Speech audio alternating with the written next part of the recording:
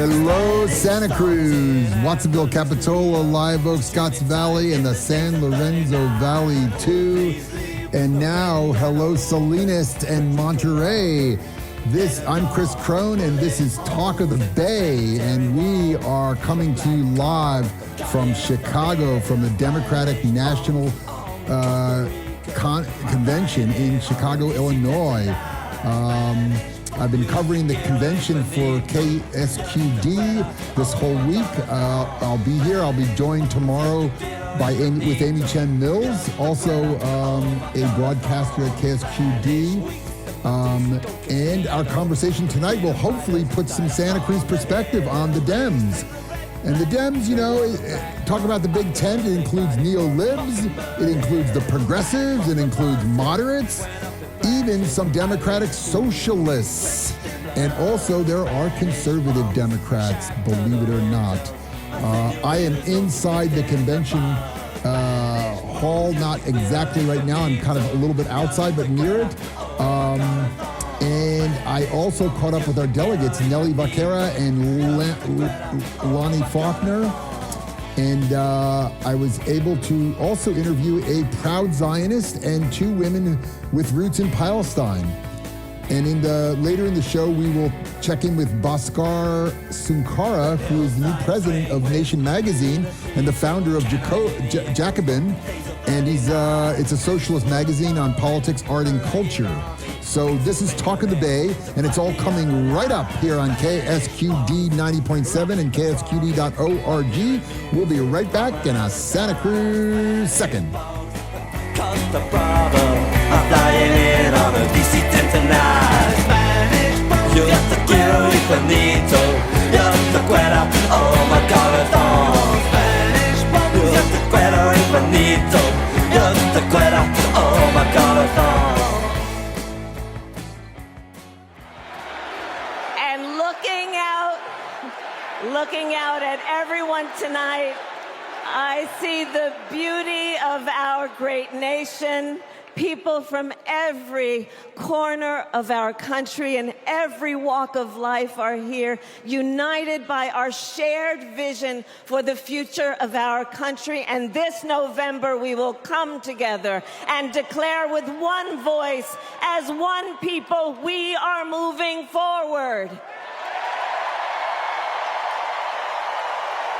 With optimism, hope, and faith, so guided by our love of country, knowing we all have so much more in common than what separates us, let us fight for the ideals we hold dear, and let us always remember, when we fight, we win. God bless you. God bless the United States of America. Good night, everyone. Welcome to Talk of the Bay. I'm Bodie Shargell, just waltzing in here a couple of minutes late. We have a great show for you today. This week is the Democratic National Convention in wonderful Chicago, Illinois, the Big Apple. I'm just kidding, the Windy City. And there, reporting back to us, is my good friend Chris Crone, Santa Cruz's very own Chris Crone, K-Squid's very own Chris Crone, who's on the line with us. Chris, thanks for continuing to do such great journalism reporting for K-Squid. I'm happy to be on here with you. Bodie, it's great to hear your voice, man, and it's good that you're right there in front of the mic. And that was Kamala Harris. That was an entrance by Kamala Harris, and it was staged, of course, but it was a surprise to the delegates. So I mean, that was real, and it kind of worked. It got people pumped up. I don't know if they are going to commit even more, but they were expecting to hear from her only on Thursday. And when that's the night she's going to be nominated here. And for what it's worth, the House was rocking. And I mean, it was rocking before her appearance, but people seemed genuinely excited. And then they were hearing from Alexandria Ocasio-Cortez and basketball coach Steve Kerr of the Warriors, and they each got their 5 minutes. I don't know, Bodie, what did you think about what she said and about just in general about Harris replacing Biden at the top of the Democratic ticket? Because I've never really talked to you about that. Yeah, and I'll get to that, but also not to mention Sean Fain and, surprisingly enough, Hillary Clinton, who both delivered some exciting speeches that had some energy going in that arena last night. Obviously, ideologically, I align a lot more with Sean Fain than I do with Hillary Clinton, and I assume you would say the same about yourself. But yeah, it seems like the energy. I mean, I'm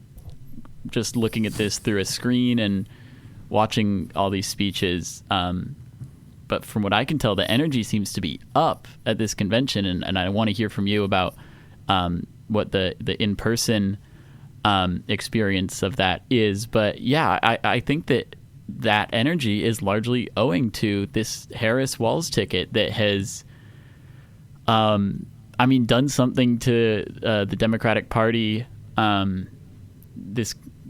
the liberal part of the Democratic Party. I don't know that you could say it as much about the left wing of the party, and we're going to get into that with the fact that this convention is being protested by groups like the Democratic Socialists of America. But this Harris-Walz ticket has really energized and excited parts of the base in a way that I haven't seen happen since 2008 with Barack Obama's first run for president. And I don't think that Biden could have done that. I have been impressed and shocked, frankly, by the Democratic Party making a series of correct strategic decisions over the past couple of months, which, as someone who is disappointed with the Democratic Party's ideology often, as well as their political instincts, their political decision-making, it's been really nice to see the Democrats, as I said, repeatedly making decisions that seem to have turned the odds for this election around. I mean, it was seeming after the debate and after the attempt on Donald Trump's life that this was a nearly unwinnable election for the Democrats for the presidential election. And now the energy, the sort of media consensus is completely the other way around, that the Democrats are on a roll and Donald Trump is reeling. He's losing it. You can see that in his body language, in his press conference and stuff. I think he might even lost some sort of weight in his face. He just looked totally, really off kilter. But you're right when you say Sean Fain. I'm with you on that for sure. And you notice this thing they picked up. I mean, you can argue, but not when we fight, we win. That's a union slogan, as you know, and that is coming out of SEIU or the Teamsters or. So now Kamala has picked up on that, and if that's going to be her thing, when we fight, we win, because they had a lot of signs like that too. And later in the program, we're going to hear from Bhaskar Sunkara, who's actually a Democratic Socialist since he was 17 and started Jacobin, the magazine. But we can talk about that and argue about that, because I'd love to hear your reaction to some of the stuff that he told me in an interview. Yeah, I'm looking forward to that part of it as well. And I should point out too that Tim Walz is steeped in union politics in Minnesota. So I think that he has more consistently and more intentionally been a pro-union guy and of the labor movement in his political career than Harris has. But yeah, both of them are really gesturing at the labor movement. And I'll say, Sean Fain is far left. This is a guy who's currently working to align the expiration dates of UAW contracts for 2028 in hopes of a general strike, which is for people like me who are thinking about politics in a way strategically to eventually get to the overthrow of capitalism. That's the kind of thing that I'm thinking about. Sean Fain he's a straight up socialist like I am, and the fact that the Democratic Party gave him 5 minutes to speak on the first night of the convention, the fact that they gave a junior congresswoman from New York 5 minutes to speak just because she is far enough left and popular enough that it riles up the base. I mean, that is impressive. I don't think that Hillary Clinton's Democratic Party in 2016 would have done that. And if you ask me, it makes me personally more optimistic about the Democratic Party, more excited to be a part of it. And I think it really helps their chances of winning this November, of winning the presidency and securing majorities in both houses of Congress. No, it's interesting, the turnaround here, because you probably don't remember, but when I was actually mayor of Santa Cruz, I had a paid trip to the DLC conference. It's a Democratic Leadership Conference. It was all about Bill Clinton turning the Democratic Party, as Tony Blair did in England, toward the middle, toward the center, and very moderate. And it was a whole program that they had. And I feel like this program that we're involved in now is actually moving it from that centrism to a place that, is inclusive and actually, is going to fund human needs, is what we used to say. Absolutely, yeah. And it's absolutely weird to think about. It's weird to think about the undoing of what Clinton did ideologically to the Democratic Party in the 90s, and I think that is sort of happening. A great example of that is Hillary Clinton at the DNC last night, giving a speech that, first of all, sounds unrecognizable when you compare it to her rhetoric when she was running for president in 2016, or 2008 for that matter, and still seems pretty far off from the sort of mainline rhetoric of the Democratic Party. I mean, Hillary Clinton in 2016 compared to Tim Walz in 2024, the elitism, the gesturing at decorum and like civility politics and just the toothlessness of Hillary Clinton's politics in 2016. A lot of that is gone in what you hear from Tim Walz in 2024, who I don't want to get too far ahead here, Bodie, but Tim Walz, Amy Goodman had somebody on today from Minnesota who camped on Tim Walz's lawn, and he had all the campers arrested. He's not good on Gaza, Palestine. And, the Republicans now are using Walz as a punching bag, as if he's a dyed-in-the-wool leftist. He's not. He's a moderate. I don't even know how liberal he is. I think maybe Kamala's a little bit more liberal than he is. I'll agree with you that Walz is definitely not fully aligned with me or with the left on every issue. I would guess that he's to the left of Kamala, but I couldn't know that without seeing into both of their minds. But my point is contrasting his rhetoric, his populism, his economic platform to Hillary Clinton in 2016 is night and day. That's not to say that he's perfect. That's not to say that this version of the Democratic Party over the last couple of months here in 2024 is perfect. It's definitely not. They're continuing to either be complicit in a genocide in Gaza or be ineffectively opposed to a genocide in Gaza. But comparing this version to the version that we had 8 years ago of the Democratic Party, it is night and day. I'll be honest with you. With people like us, we can even be a little tiny bit excited. Hey, I caught up with 2 Santa Cruz County delegates last night, right after the entrance of the presidential nominee, and Alani Faulkner, who ran for supervisor against Manu Koenig, and I think you know her too, Bodie, and Nelly Vaquera, who is the president of the Pajaro Teachers Union, and she's also a delegate. I actually talked to them in front of the stage. So let's. Do you know both of them or either of them, Bodie? I have not yet met Nelly. I will look forward to it, and I'll look forward to hearing from them. And Lonnie's a good friend. She's been on the show with me a couple of times, actually. Yeah, that's what I thought. Okay, cool. So maybe we'll just listen to them right now. Yeah. It's Chris Crow for KSQD Radio, and I'm here with Nelly Vaquera, who is a representative, a delegate from Santa Cruz County, and she's got a front row seat. I sure do, and I'm really excited for our future with Kamala Harris and Tim Walz. What did you think of Kamala Harris just coming out on stage? Because that's not usually done. That's usually way till the fourth night. It was wonderful. What a great way to welcome everybody. And how have you found this experience so far, and how did you get this seat? You get here as early as you can, and it's been a organized, chaotic experience and very inspiring. And how about the politics? Have you guys talked about any particular issues that were important to the group? Yes, we have. And the focus is on the future of our country. And that is why we are going to vote for Kamala Harris and Tim Walz. Thank you very much, Nellie Vaquera.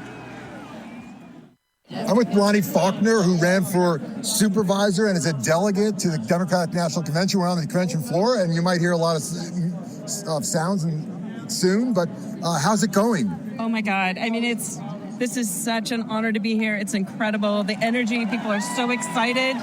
I've been talking to people from not just all over the states, but even out of country who are here to represent democracy.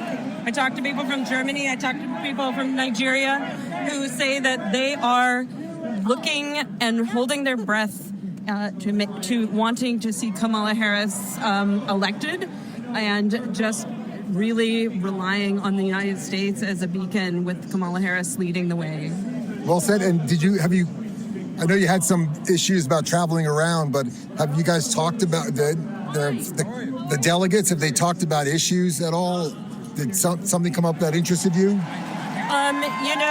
It's really just the first day. I mean, the biggest issue, of course, right now is Israel and Palestinians. And I know that it took us almost 2 hours just to get from the bus into the hall because they had some actions that were protesters trying to get past sorry, I'm going that way. Wow, okay. Trying to get over the barriers, and then we finally got in. And I absolutely believe that we need to have protesters protesting, and at the same time respecting the democratic process, so we can hire so that we can elect democratic leaders for our country, and that can change that problem that the problems that we're experiencing. Thank you very much, Lonnie Faulkner. We're going to catch up again, I hope. Okay. Take care. Bodie, what do you think? Oh, well, I mean, it's been cool. First of all, I'll just say it's been cool to see on, whatever stream online that I'm watching of the convention, or social media posts about it, or on TV. It's been cool to see friends and people I know in the California delegation, which I don't remember if we mentioned yet, but since Kamala Harris, the presidential nominee, is from California, her state's delegation is right in front of the stage and getting a lot of attention. So it's been cool whenever I've been able to see friends of mine getting time on camera. Nellie was sitting right next to the stage. It was funny.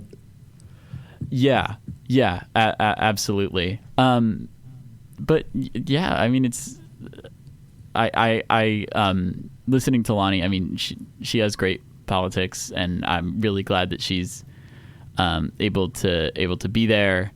And it's cool to see her participating in this and having an impact on the party on a national level. Yeah, I mean, we're going to talk about it more about the sort of one of the elephants in the room for this convention about the Democratic Party's role in the genocide in Gaza. And if I'm not mistaken, Harris in her speech, or in some regard last night, did express support for, she said, a ceasefire and the return of hostages. You can correct me if I'm wrong on that, right? I didn't hear her in that speech. I heard Joe Biden say that. And he said, maybe those demonstrators out there are onto something. He said that, man. That was like, whoa. That's pretty good to hear. I mean, again, the Democratic Party is imperfect. Yeah. It'll disappoint us, all of that. But comparing that with the Democratic Party a decade ago, this is progress, man. I will say. Did you hear those chants of USA, USA?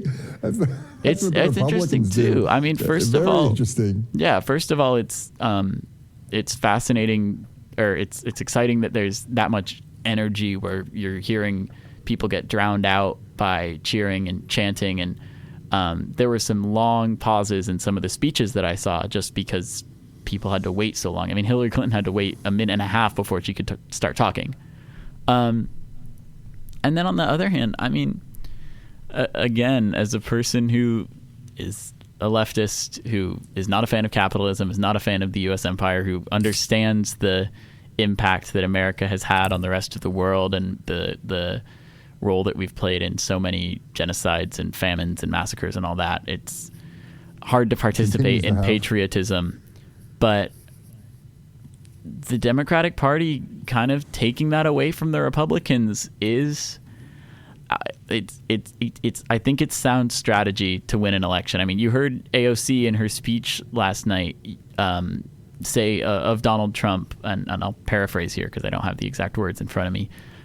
You can't say that you love your country if you're only supporting the billionaire class and the people with the most power and money in our country.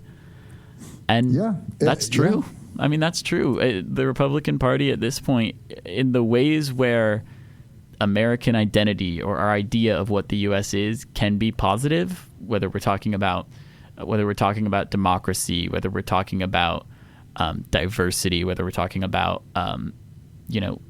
community and support for one another. The Republican Party is opposed to all of those things. Yeah. What's really interesting is the platform of the Republican Party.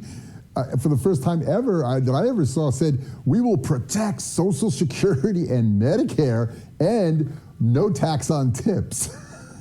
That's like, whoa, where are these guys? This is like, is this Juan Perón's party? This is the Republican platform? Yes. I mean, you got to take all of that. You got to take all of that with a grain of salt, right? Because if you contrast that with Project 2025, which is a much more real representation of what they plan to do if they hold power. Trump tried to back off on that too. They're definitely not going to be protecting Social Security in Project 2025. No, not at all. Hey, let's get into this Palestine thing. Well, as much as the Democratic National Committee, they really do not want to talk about genocide in Gaza and anything Palestinian in their agenda. They simply cannot even talk about it. But Joe Biden and AOC and Sean Fain, as you said, and Mayor Brandon Johnson, who, I don't know if you know this, I didn't know this until just the other day, that there was a tie. He broke the tie vote on a ceasefire resolution by the city of Chicago. He is the only big city mayor that I know of who is for a ceasefire publicly and talks about it. That's good to hear. Chris, I want to cut you off for a quick second and go to Nyanko, because I think we have a caller on the line. Hi, I'm enjoying your program, listening. Thank you. I just wanted to make maybe some quick commentary on what's happening right now at the convention. So I heard the two delegates out of Santa Cruz County. That's great that we have people that are involved in our political process local, because it does take a lot of work. But I want to say, when it comes to Walt is more conservative than Kamala, and Kamala doesn't have a great record in California. And as a Californian who has lobbied on criminal justice reform and other things that we needed drastic change in our state, she always had her nose up. So I'm just saying that's a big turnoff. And, so now they're Eliza Doolittling her to present a different Kamala, and we could all be, singing My Fair Lady, but she's still the same Kamala. And this whole genocide, which is a huge issue right now within the party, and nobody could, I know you're not saying it's not, because you are. It's a huge problem. The idea is that, as I heard one of the delegates state, that this is a democratic process, the convention, and that we have a right to protest. However, we should allow for a democratic process. But as a Californian, as a lifelong Democrat, and I look at what's happening right now with our party, which I am, gall-stricken, and that is that it hasn't been a democratic process. It hasn't been an open primary. It's been anything but. And the delegates, superdelegates and delegates like the two individuals out of Santa Cruz and others are the ones who have chosen this candidate. So I'm just like, what has happened to our party? It's gone completely upside down. And, the people aren't choosing anymore. It's the money. It's the lobbyists. It's the, it's the AIPAC. It's not us. And so the only power we have left is to stand outside of the convention. As I said, I'm a lifelong Democrat, but is to stand outside of that convention and support the people out there who are trying to bring it back to the people, because right now inside it's not a party of the people. It's just masquerading as a party of the people. And, I just want to say that. I appreciate you. I appreciate the fact that you are highlighting what's going on. But for me, I feel like I'm not going to be hoodwinked.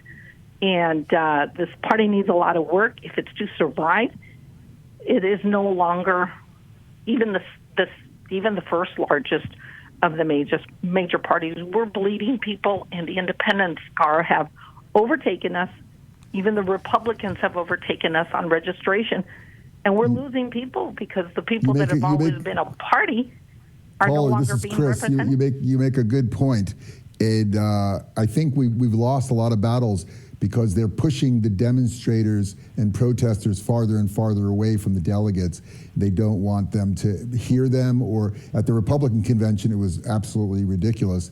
This convention, you could kind of hear from the United Center where the protests when they were protesting, but not really. And I have to correct you on the Democratic registration. The Democrats, if you're talking about California, you're talking about the United States, because in California the Democrats have the highest registration, and the Republicans used to be. I'm talking about nationally. Okay, yeah. The party. We're no longer. We're losing a lot of people. So, the people outside, they're the voice. I don't think I feel as if they want our vote, but they don't want to listen to us. They just sort of want to speak at us. I'm talking here. That doesn't sound so good, right? Yeah, no, it doesn't sound good at all. And she stopped doing that, actually. She did it at one time, and then she didn't when the people protested again. But, we have a couple voices about the Palestinian issue that I want folks to hear, and thank you so much for your call. As Lonnie noted, it's very intense on this issue. The issue of genocide in Gaza and Palestine. At the march yesterday, which was attended by 4,000 to 5,000 people, there was a small protest by about 40 people carrying Israeli flags, and I interviewed Josh Wiener from Highland Park, Illinois, which is a suburb of Chicago, and he's the leader of a group called Chicago Jewish Alliance, and he identified himself as a Zionist. Let's have a listen to Josh. I'd like to get your feedback, thoughts, Bodie, and then we'll go to a couple of women both from Palestine, who spoke about this issue. It's Chris Crone for KSQD Radio. I am in the middle of a protest. I'd say it's a counter demonstration in support of Israel. And what is your name? My name is Josh Weiner. Where are you from? I'm from Highland Park, which is a north suburb of Chicago.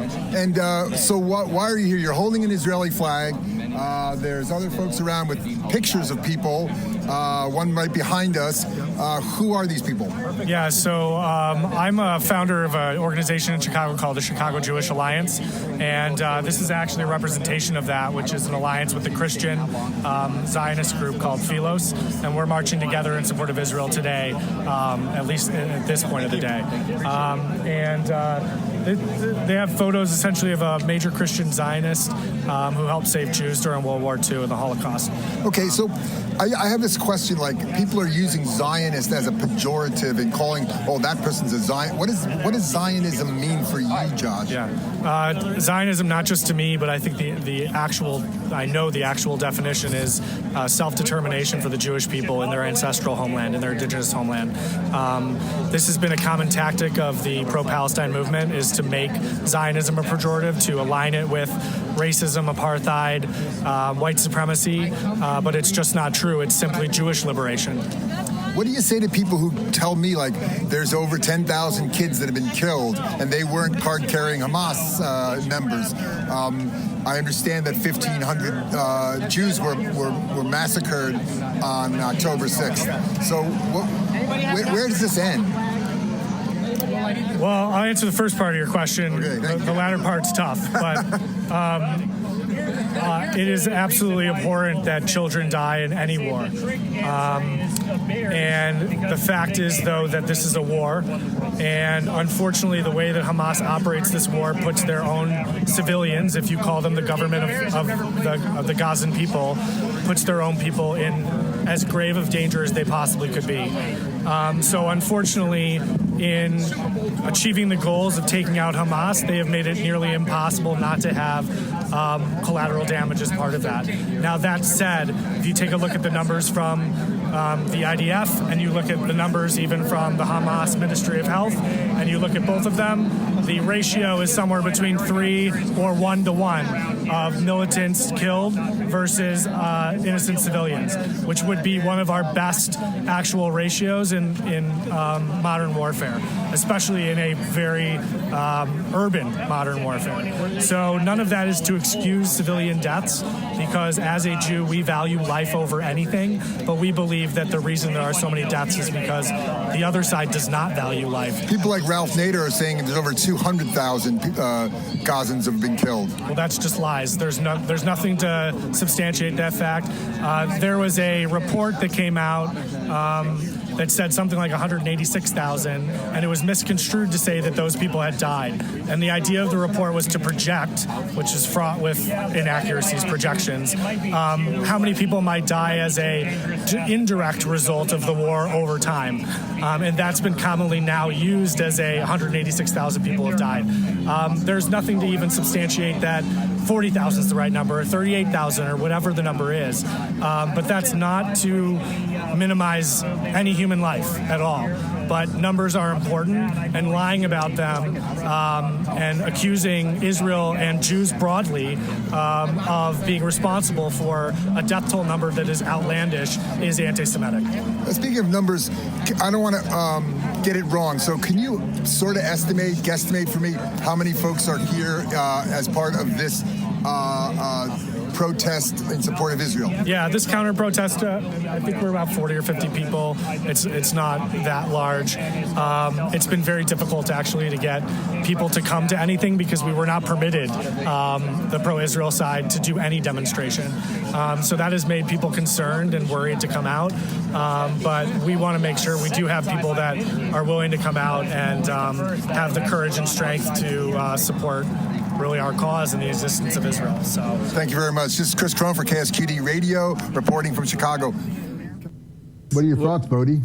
I have many, and I don't think that we could get to all of them in the time we had. That was, I mean, that was kind of annoying and upsetting to listen to, and yes, it was. The nature of the group that this guy runs. I mean, the Chicago Jewish Alliance, an alliance between Jewish and Christian Zionists, is in and of itself, I think, speaks to the ideological place that he's coming from. I mean, if you think about it, Christian Zionists make up the majority of Zionists in the United States. Evangelical Christians are strongly in support of Israel because they believe that when the Jewish people control that piece of land, it will bring about the rapture, kill all of the Jews, take all the Christians to heaven. The existence of this group, the Chicago Jewish Alliance, I believe is harmful to Jewish people. This guy also multiple times made the equivocation of the Israeli government and the Jewish people. I would, as a Jewish person, I would categorize this guy as an anti-Semite.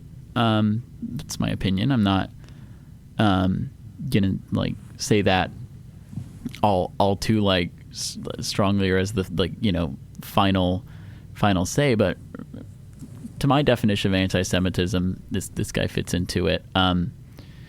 And it's unfortunate that those kinds of ideas are within the Overton window of political discourse in the United States.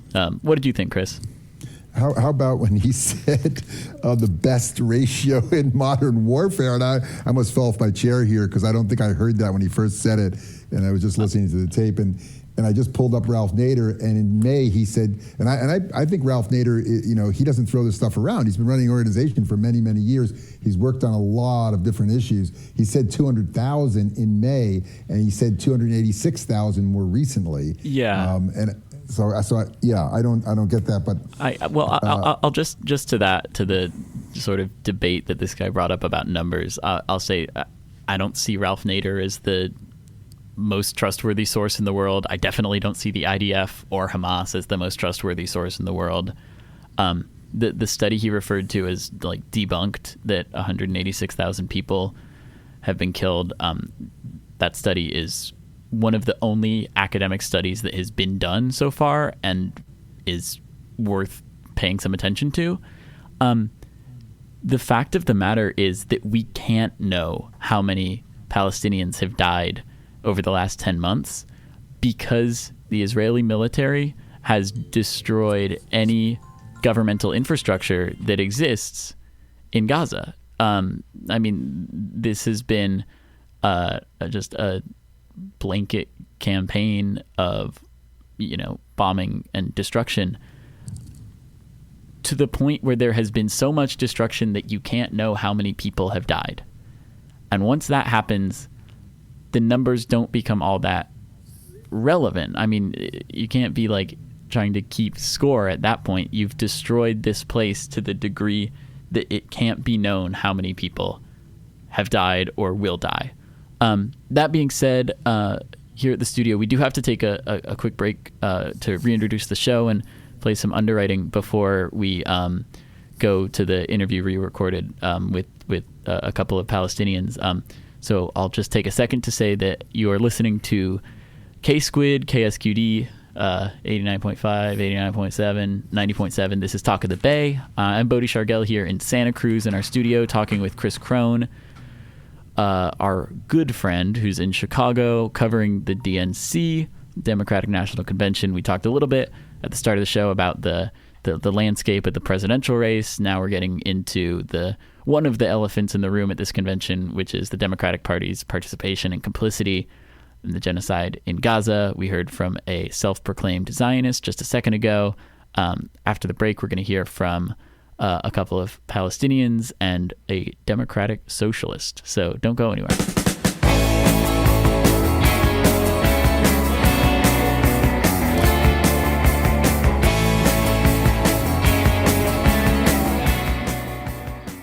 We're back here on Talk of the Bay. And yeah, Chris, before we play this interview between you and two Palestinian women who were protesting in favor of the humanity and dignity of those in Gaza, is there anything you want to say to sort of introduce the interview or preface it?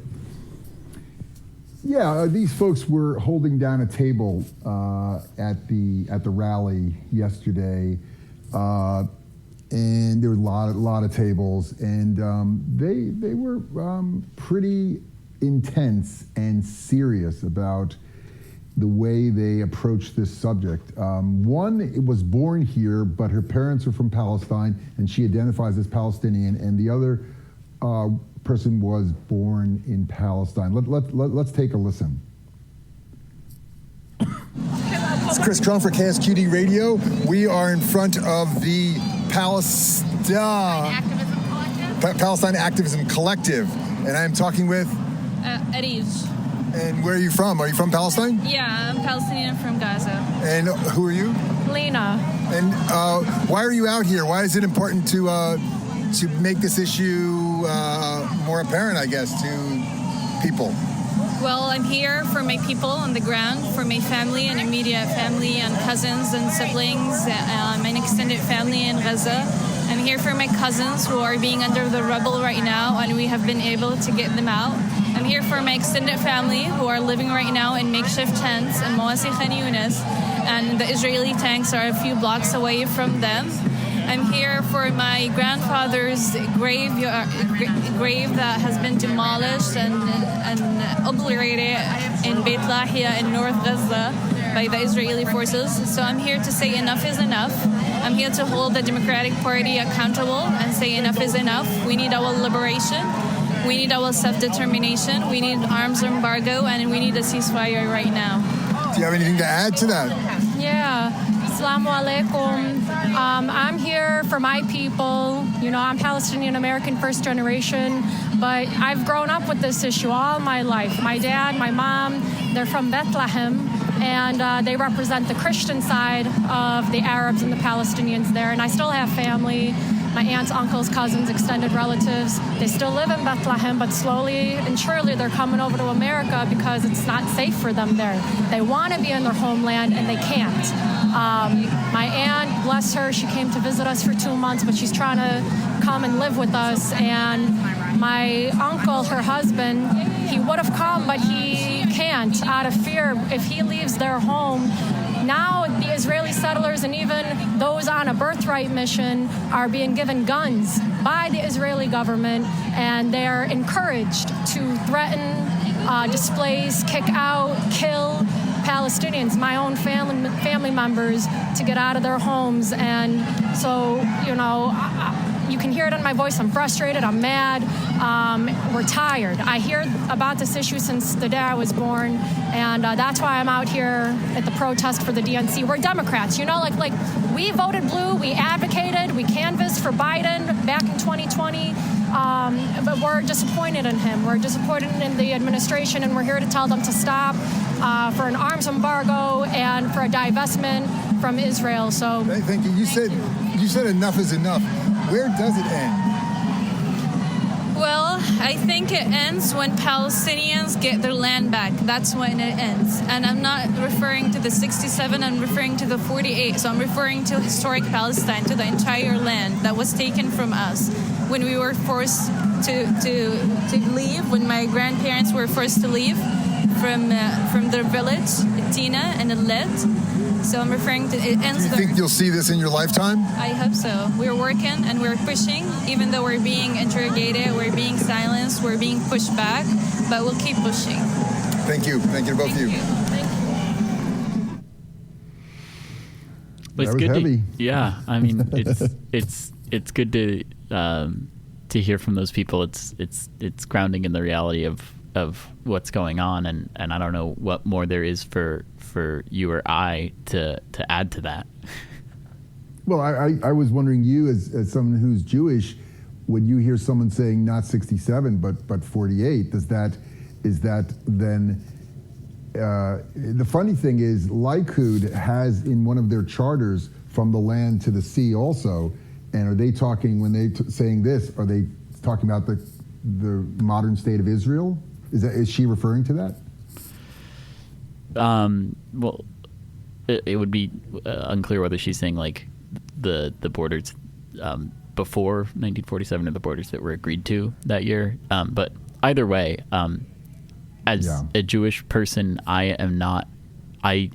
do not feel safer in knowing that my ethno-religious group has an ethno-state in the Middle East.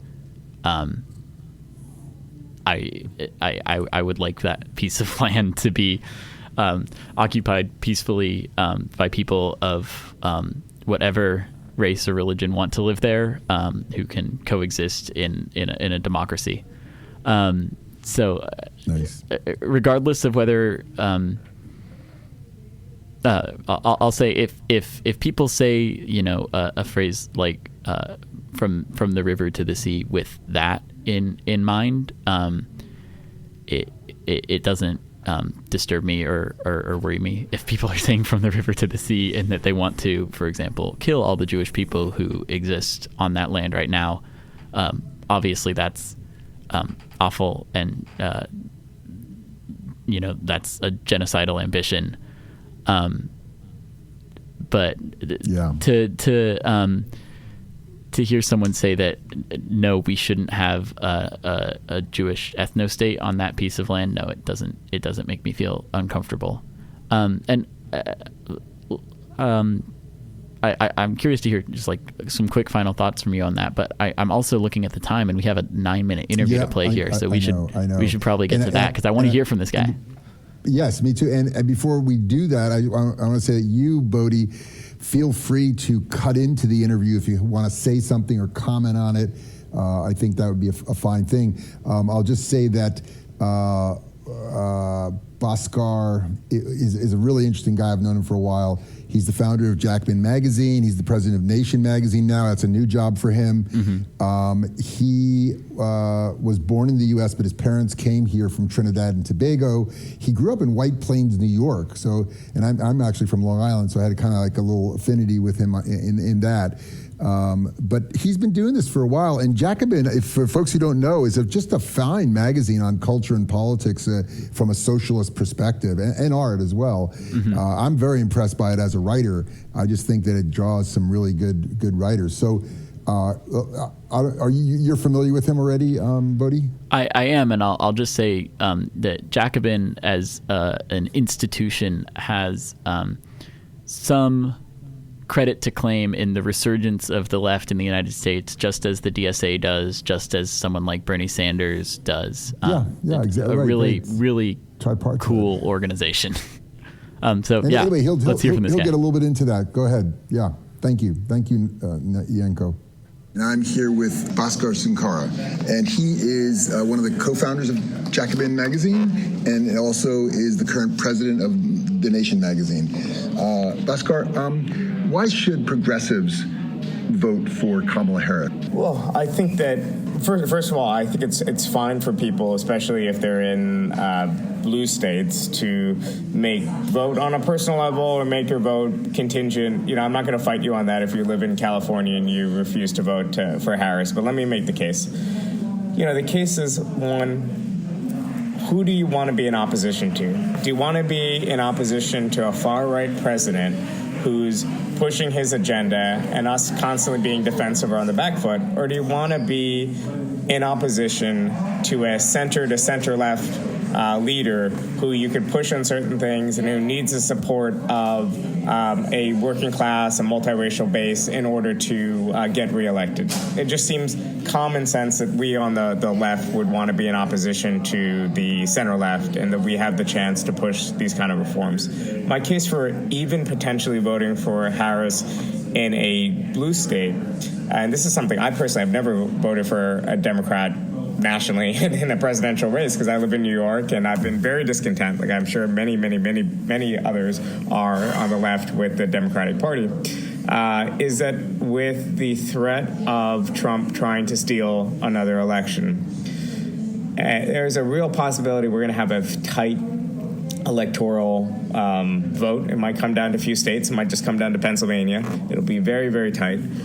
It might be worth having that popular vote victory for Harris be not just 1 million or 500,000, but 2, 3, 4, 5 million strong. That might actually go a little way to take away the legitimacy of Trump's election fraud claims, which we already know he's going to do. So again, I'm from the socialist left. I'm not someone who thinks that Harris is going to solve our problems and is either able to or wants to do that. But I do think that we're in a much better position to push for and demand progressive change if she's in power, and we'll be a much stronger opposition with her in power than an opposition that's constantly just defending ourselves from the right and from what Trump plans to do when he's in power.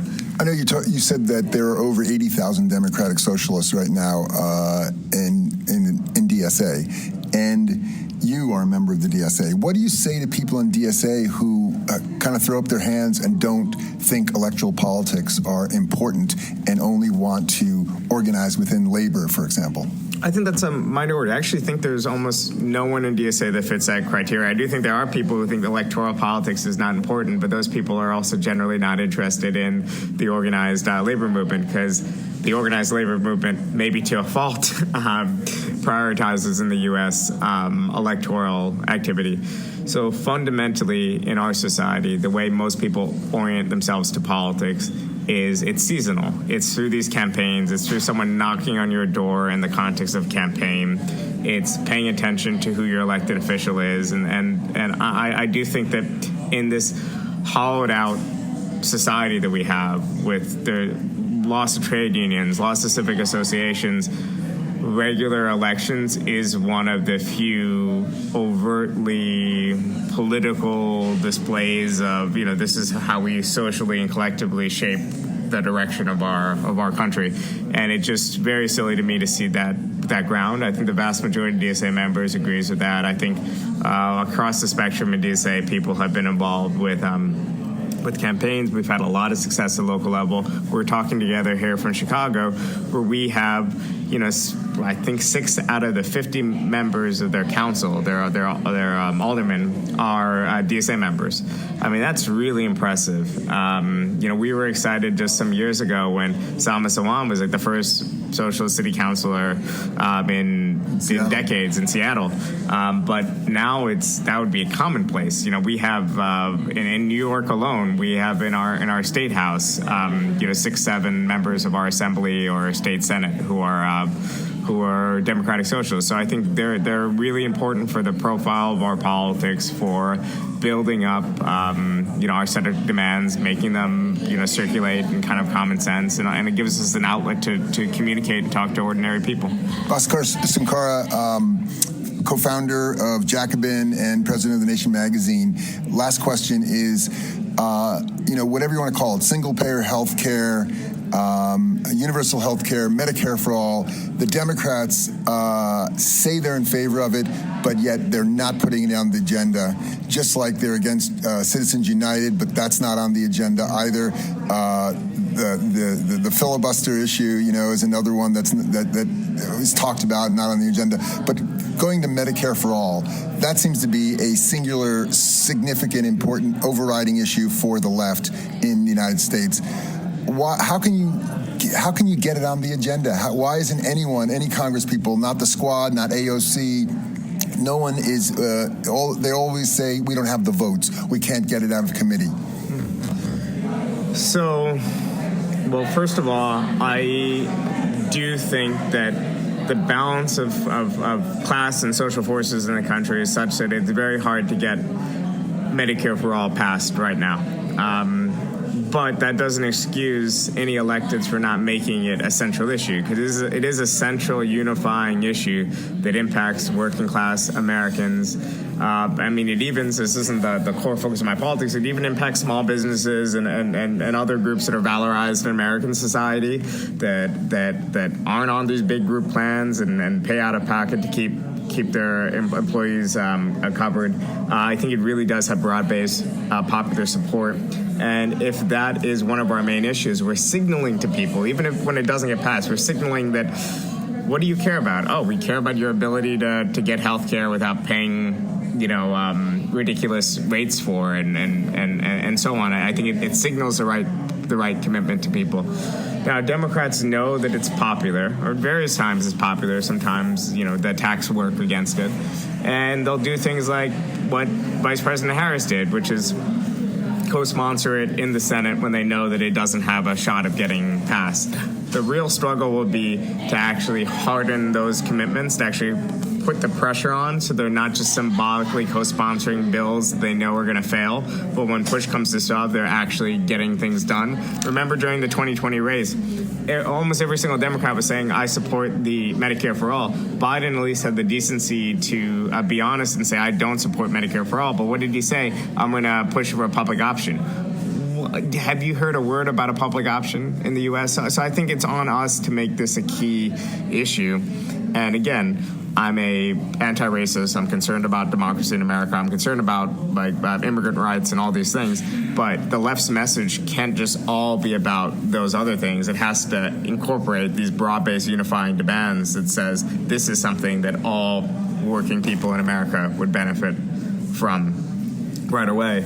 And I don't have a diagnosis for how, but I do know that if this drops from the far left's agenda, then it's definitely not going to be something that the pressure is ever felt by the center left or centrists. And I personally haven't seen in DSA since 2017 to 2019. After the Bernie campaigns, I haven't seen the emphasis we used to have on Medicare for all. I think that's a shame. We used to put an emphasis on the Economic Bill of Rights. I think that's also great messaging and a great way to connect with people. So it just needs to be at the top of our agenda.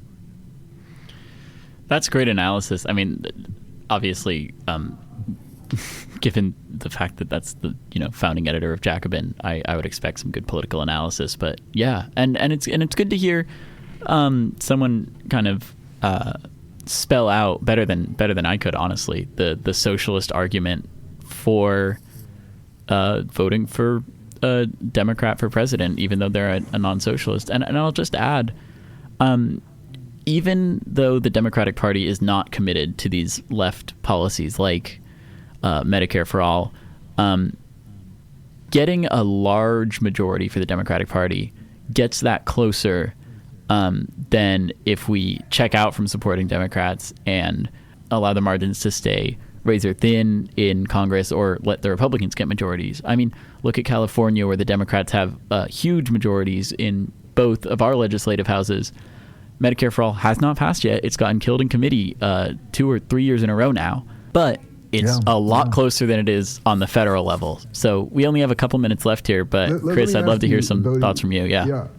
No, that's good. I don't think in California, I'm going to doubt we're going to go back to, ever since they had a commission that redistricts, we are not going back to Republican, winning many statewide offices. But on what's Bhaskar was saying, I wanted to know if your button was pushed at all, because after that interview, I asked him, I said, well, Santa Cruz, we have a split. We have some people who just think electoral politics is not something we necessarily should put much time into. And he knew that. He had heard about that. Yeah. Yeah, I mean, I think that Santa Cruz DSA is a microcosm of a few national discourses. And as we know, we have, I guess the label for that is the hyper left, people who engage in the ideological discourses within the labor movement, within the left, within the DSA, folks who are pushing organizations like the UAW to the left. So it's, I guess, good to hear that we've made a name for ourselves. But that is actually all the time we have, Chris. Okay, yeah, he said no, probably anyone in DSA would believe that, but I thought very, very interesting, because I don't know what's going on. Because I agree, unions are political too. So if we're going to help organize, the unions, taking power. Yeah, it's true. Well, Chris, thanks so much for making a couple trips to the Midwest to cover the Republican and now Democratic national conventions. It's been great talking to you. Great interviewing work. And thank you as well to Nyonko for engineering. This has been Talk of the Bay. That's all the time we have for now. But I will be coming at you on the airwaves next week, same time, same place. Until then, take care. So your brother's bound and gagged, and they've chained him to a chair.